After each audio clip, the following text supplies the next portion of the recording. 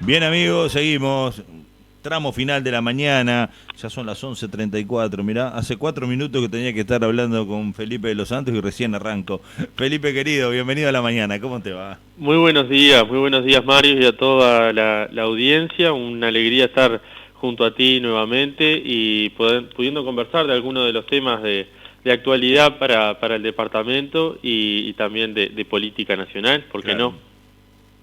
ni hablar. Vos sabés que cuando te presenté el joven Felipe de los Santos, edil, profesor, estudiante y buen tipo, un buen gurí.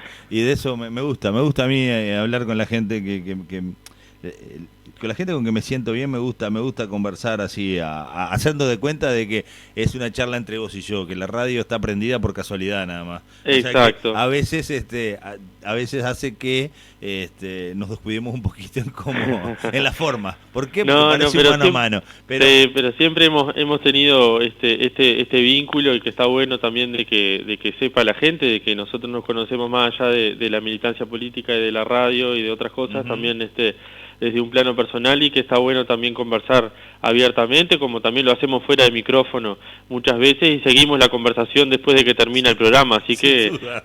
una alegría poder estar en este ciclo como siempre. Ni hablar. Felipe, a ver, yo me gustaría abordar un montón de temas a la vez, pero te doy la libertad de que vos los propongas.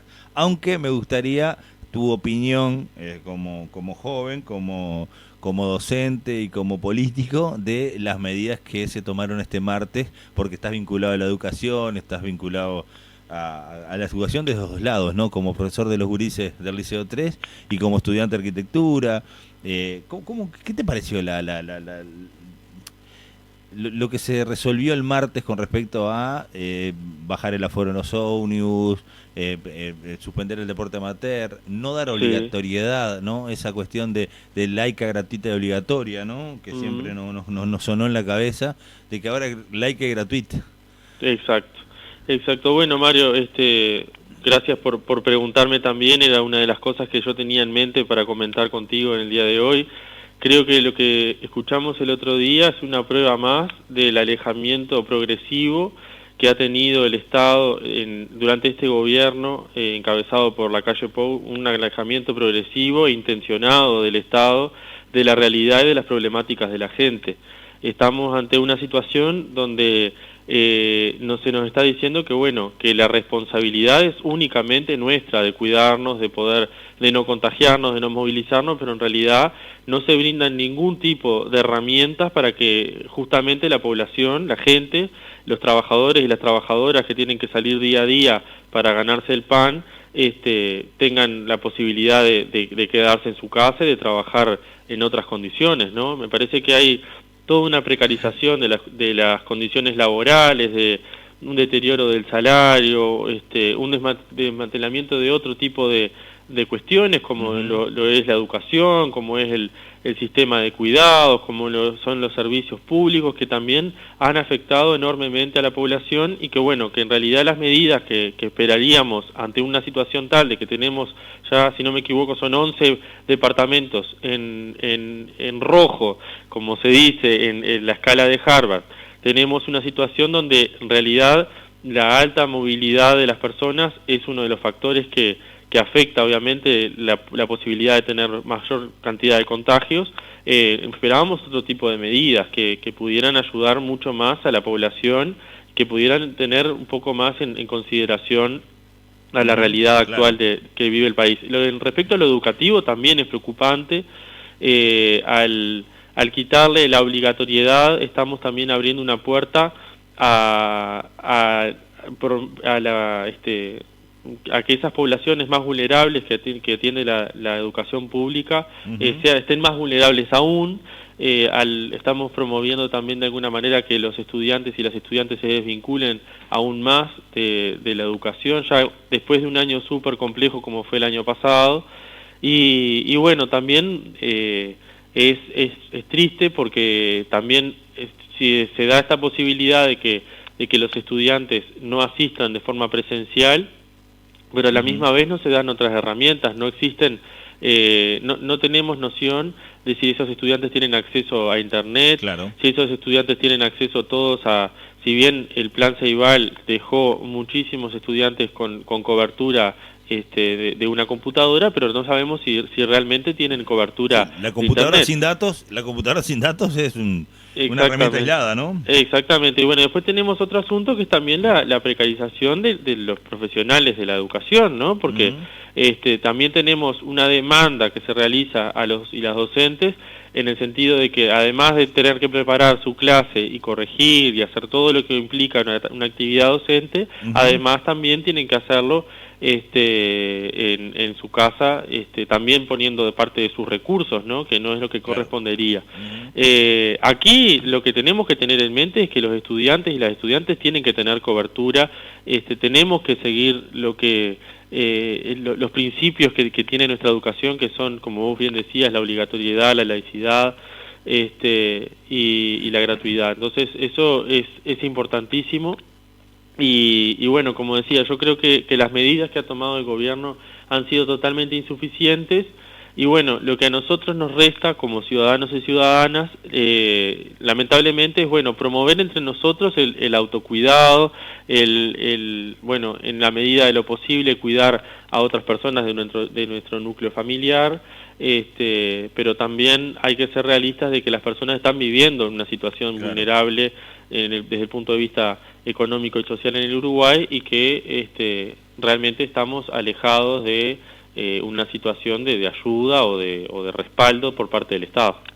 Y otro de los temas que me parece importante es que hay un montón de gente que debe buscar el peso, y siempre lo dice muy románticamente el presidente, ¿no? ¿Qué le vamos a cortar las patas el que tiene que parar la olla? Sí, sin dudas, es muy loable que la persona genere sus propios ingresos, pero también ante la ausencia de un Estado que lo ampare, hace de que la movilidad continúe sin ningún tipo de control o freno, ¿no? Porque, sí, sin duda, sí. Yo te mando para tu casa, Felipe, pero no tenés para comer y no vas a poder quedarte en tu casa. Exactamente. Y entonces es como que hay una cuestión de cómo apoyamos también a los más débiles, cómo generamos eso, como decías vos también, la conectividad para que los gurises sigan estudiando sin tener que ir a la escuela. Pero ¿y cómo comen? Si la única comida principal era la del comedor de la escuela, y ¿no? Entonces, sin duda. Es importante también que las medidas se tomen lo más universalmente posible en cuanto a condiciones. Sí, totalmente. Y Mario, estaba el Frente Amplio desde el punto de vista del Parlamento, también hizo una propuesta que no fue tomada en consideración, que es la de la renta básica también, para que las personas que en este momento también están en una situación de vulnerabilidad, o que han perdido su trabajo y demás, también puedan tener de alguna manera un sustento, porque realmente la crisis también queda un poco disimulada, muchas otras medidas del gobierno quedan un poco disimuladas con la pandemia, ¿no? Y también si empezamos a mirar a la región, empezamos a mirar fuera de la región, empezamos a mirar a países de Europa, que no necesariamente son países que estén gobernados algunos por fuerzas políticas de izquierda, ni mucho menos, se han dado cuenta y han tomado medidas que acercan al Estado a la realidad y las necesidades de las personas. Ha sido el caso, yo creo que de Alemania, en Francia, cuando tanto Macron como Merkel mencionaron en varios lugares que bueno, que se habían dado cuenta de que era necesaria una mayor presencia del Estado, por ejemplo en salud, en lugares donde los sistemas de salud, la cuestión privada primaba sobre la pública, y tuvieron que nacionalizar, por ejemplo, hospitales para poder atender a esa gente que se estaba muriendo. Y además otros paquetes de medidas económicas. Hablamos, por ejemplo, de Estados Unidos, que hace pocos días, tampoco estamos hablando de un Estado socialista ni mucho menos, que hasta pocos días aprobó en el Congreso un paquete de medidas económicas enorme que incluye una inversión de millones de dólares de ayuda a la gente. Entonces, estamos viendo que todo el mundo, de alguna manera, está moviendo las fichas para reactivar sus economías, para poder apoyar a las personas, y es algo que nuestro gobierno, que es un gobierno neoliberal, realmente no lo está haciendo y no se da cuenta del panorama que tenemos no solo en el Uruguay, sino en la región, de un deterioro enorme de la economía, de un deterioro enorme de las condiciones sociales. Entonces, bueno, eso sin dudas es algo para pensar y para reclamar también como ciudadanos, ¿verdad? Claro, y es importante que se tome conciencia de eso, porque, a ver, todavía tenemos ciudadanos comunes que, como tienen trabajo o otra situación económica, hablan de que seguimos bancando a los demás o seguimos... Sí. Y esta renta básica transitoria que se plantea tiene que ver con sostener, no bancar a nadie, ni es eterno, es sostener en momentos como el de ahora que se podría realmente bajar la movilidad si estuvieran cubiertas esas necesidades tan básicas como es la de comer, pagar la luz y el agua, ¿no? Claro, exactamente, Mario. No, y tiene que ver también con salir un poco del individualismo, porque esto es una cuestión que es colectiva, ¿no? Y bueno, creo que es algo que a los seres humanos nos cuesta un montón y que ha tenido que ver también con muchas otras cosas que están sucediendo en el mundo, pero bueno, es un momento bastante delicado y hay que pensarlo de ese lugar.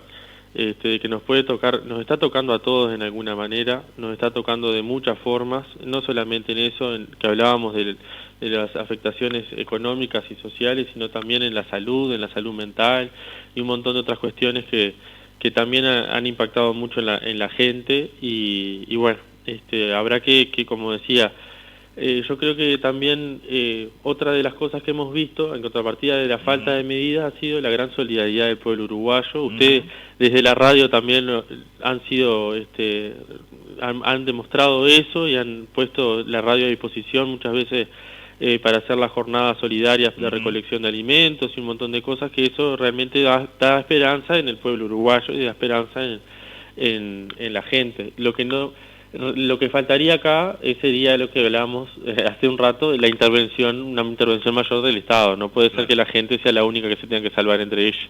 Claro, sí, en eso estamos plenamente de acuerdo. Felipe, me gustaría también transitar por otros temas, porque muchas veces yo mismo desordeno la entrevista y nos vamos por las ramas, pero otras veces también nos concentramos mucho en un tema que es tan sensible como y perdemos a veces esta cuestión. Hablé del Felipe estudiante, del Felipe profesor, que hace un tremendo trabajo con los chiquilines del Liceo 3, pero también está el Felipe Edil en esa... Claro. en esa, como me dijiste vos, un rompecabezas. Un rompecabezas. Armás la agenda a través de ese rompecabezas. Sí. Y hay una de las cuestiones que me gustaría que vos nos des tu punto de vista, o el punto de vista de la bancada del Frente Amplio, que va a tener conferencia de prensa esta tarde, en punto de vista con respecto a cómo viene funcionando la Junta Departamental y esta cuestión que la última sesión tuvo un tramo en régimen de comisión general donde se tocan temas confidenciales, y en este caso era de la interna, y en este caso se ha filtrado algo. Yo no te voy a preguntar nada de lo que sucedió porque me parece que hay que ser honesto con uno mismo y hacer las cosas como se deben hacer. Más allá de que a nivel de prensa se ha manejado cuestiones internas que yo, como no tengo las pruebas, no las puedo repetir o no tengo ganas de repetirlas. Podría así decir, basándome en lo que salió en tal diario o en tal cuestión. Pero ¿cómo viene funcionando la Junta Departamental desde tu punto de vista, Felipe? Bueno, como bien vos mencionabas, Mario, hubo una situación durante la última sesión, y que es de público conocimiento, que al inicio de la sesión se pasó a un régimen de comisión general. Para que la gente entienda, porque cuando uno dice régimen de comisión general, uno dice, bueno, ¿y esto qué? Claro. En realidad es una instancia donde la Junta Departamental, al igual que hacen otros organismos parlamentarios, el Parlamento Nacional también lo hace cuando hay temas que son delicados o que en realidad lo que establece el reglamento es que son un momento donde la Junta Departamental sesiona en carácter reservado, es decir, se retira de la sala la prensa, se retiran los funcionarios, solamente quedan 2 funcionarios designados, también bueno, se apaga el sistema de sonido, se sigue grabando porque esas cuestiones igual quedan en actas, pero se apaga, digamos, el sistema de sonido para que no trascienda en otros lugares. Y bueno, lo que establece el reglamento es que se utiliza, bueno, cuando hay temas delicados, cuando son discusiones que son de carácter reservado y que también pueden implicar a funcionarios municipales o funcionarios de la Intendencia o de la Junta Departamental. En este caso no estábamos hablando de un tema que implicara directamente a funcionarios municipales, sino a personas que integran el cuerpo, personas a ediles que integran este cuerpo. Nosotros no podemos revelar demasiada información en este momento, porque también en respeto a mis compañeros y compañeras de bancada, con quienes esta tarde a las 17:30 vamos a hacer una conferencia de prensa a la que la gente ya la invito también a que pueda acceder a través de las redes sociales del Frente Amplio de La Valleja, en Facebook y en Instagram, que allí se va a transmitir también, donde el Frente Amplio va a de alguna manera rendir cuentas de su posicionamiento frente a este tema en particular. Esta situación que bueno, ha sido, si bien como decía era de carácter reservado, en la discusión, hay otras cuestiones que han sido de público conocimiento a través de la prensa. Lo que queremos dejar la tranquilidad a la gente es que el Frente Amplio no estuvo involucrado en esta situación. Era una situación de irregularidad en la cual no puedo, como decía, profundizar porque es de carácter reservado, pero sí una situación irregular que derivó en otra resolución de la Junta de continuar en las investigaciones, ¿verdad? Pero dejarle la tranquilidad a la gente, al pueblo Frente Amplista y además a las personas no Frente Amplistas que sepan también de que el Frente Amplio no está involucrado en esta situación y que desde nuestro lugar nosotros vamos a tratar de trabajar en la medida de lo posible para que las cuestiones estas se investiguen y se llegue a una clarificación del tema. Yo creo que, bueno, respecto a lo que salió en los diarios o no, estamos hablando de que, bueno, de que involucra a personas políticas y que, bueno, las personas políticas de alguna manera no, nos debemos directamente a la población. Yo te corregiría de todas maneras, ¿no? Sí, de todas maneras nosotros no debemos a la población y por lo tanto es necesario que de alguna manera esto, cuando se dilucide y se trabaje más el tema, tendremos que informar a la población pertinentemente. Yo creo que lo que no es correcto es cuando hay un curso, una investigación, es nombrar personas, claro, cuando Sultán o Perengano, porque en realidad estamos incurriendo en una cuestión cuando no tenemos tampoco las suficientes pruebas, poder después incurrir en un error que afecte la honorabilidad de las personas. Pero bueno, de alguna manera, como decía, el Frente Amplio esta tarde va a posicionarse en ese tema y nosotros estamos desde el lado de que, bueno, de que a la población, que es la que contribuye deposita sus recursos en la Intendencia Departamental y en la Junta Departamental, tenga claridad de qué manera se utilizan, ¿verdad? Claro. Como hemos hablado otras veces, como también hablamos de los convenios, cuando hablábamos de los convenios de la Intendencia que era en la última entrevista, que bueno, que no estaban claras algunas condiciones y otros usos de los recursos, y bueno, es lo mismo, es la misma postura, es saber de qué manera se administran los recursos de la población y tener seriedad como institución de gobierno, ¿verdad? Claro. Alguien por aquí me pregunta cómo se va a manejar el tema de la filtración.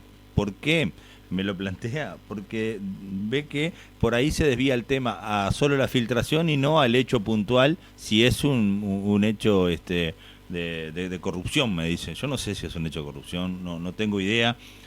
Tengo sí alguna versión extraoficial de esa que anduvo como rumor, y la verdad que a mí me gustaría que la Junta Departamental lo decidiera, pero me parece que está bueno, porque muchas veces pasa de que cuando hay un proceso de investigación una filtración o o una acción diferente se lleva todo el centro de la atención y se pierde Claro, lo que realmente sucedió, ¿no? Porque por ahí sí. van a decir, sí, el partido fulano filtró y acá miren cómo se maneja políticamente. Bueno, pero la filtración es grave, ponele. Pero lo grave es lo que sucedió. Sí, claramente. No, hay una cuestión de que sí, de que bueno, que nosotros teníamos que manejar los temas que se discuten, la discusión es reservada, pero entendemos de que bueno, tampoco nosotros no sabemos quiénes fueron las personas que habrán dicho, porque también se trascendieron cosas que ni siquiera habían estado en la discusión ese día, entonces bueno, es muy difícil poder investigar y entraríamos en una cacería de brujas a ver quién fue, y en realidad si nos ponemos a pensar las 31 personas que estábamos ahí, las 31 personas podemos ser responsables realmente, entonces nadie podría, me parece que entramos en un círculo vicioso que no nos conduce a ningún lado y que yo coincido totalmente con esa persona que escribía, que nos desvía de la verdadera cuestión aquí, que es las presuntas irregularidades que podrían haber cometido personas que integran la Junta Departamental, y eso debe ser claro. la preocupación mayor. Claro. Ahora, después, el actuar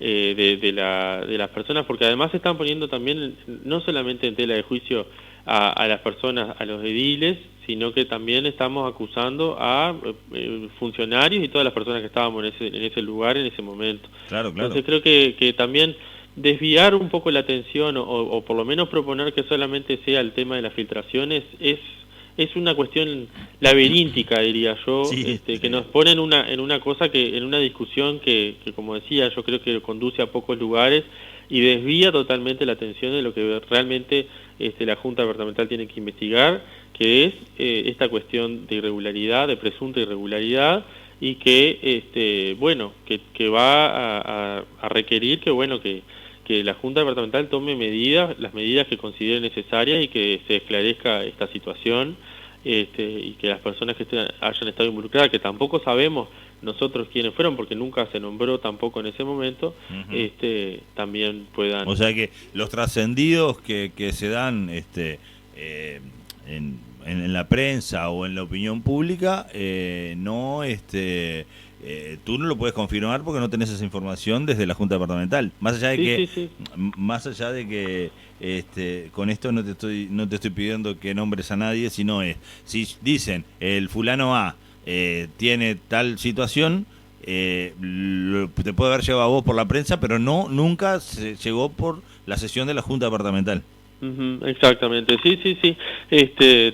No puedo profundizar mucho más en el tema de la discusión, pero sí... No te quiero bretar, no creas que hay trampa para decir, bueno, no lo dije yo, no. No lo dije yo, no. Fue eso mismo, ¿no? Nosotros tuvimos información y fue la información en base a la cual, por eso se pasó a la Comisión General y por eso también se discutió, pero no se mencionaron personas, pero la cuestión es esa, que bueno,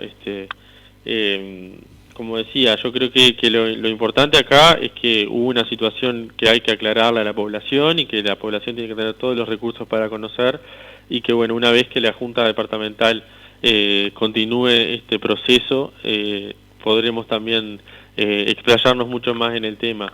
El Frente Amplio va a actuar de manera responsable y va en todo momento a rendir cuentas a la gente, como que la gente que nos votó y a quienes no nos votaron también, porque esa es la responsabilidad que ha tenido siempre nuestra fuerza política. Bien, querido Felipe, se nos fue la mañana. Se nos fue la mañana y... Viste que nos ponemos a conversar y enseguida se nos va a nosotros el tiempo, así rapidísimo. Es increíble que hayan pasado ya 24 minutos desde que te di los buenos días, porque estamos como en el proceso, estamos recién en el precalentamiento, podríamos hablar 3 horas más. Sin duda. Lo que sí te dejo comprometido a seguir conversando en los próximos días de los diferentes temas, y bueno, y si esto va teniendo también algún desenlace, también tener la información de primera mano, pues nos parece que está bueno no manejarnos con rumores, sino con la información desde donde tiene que venir.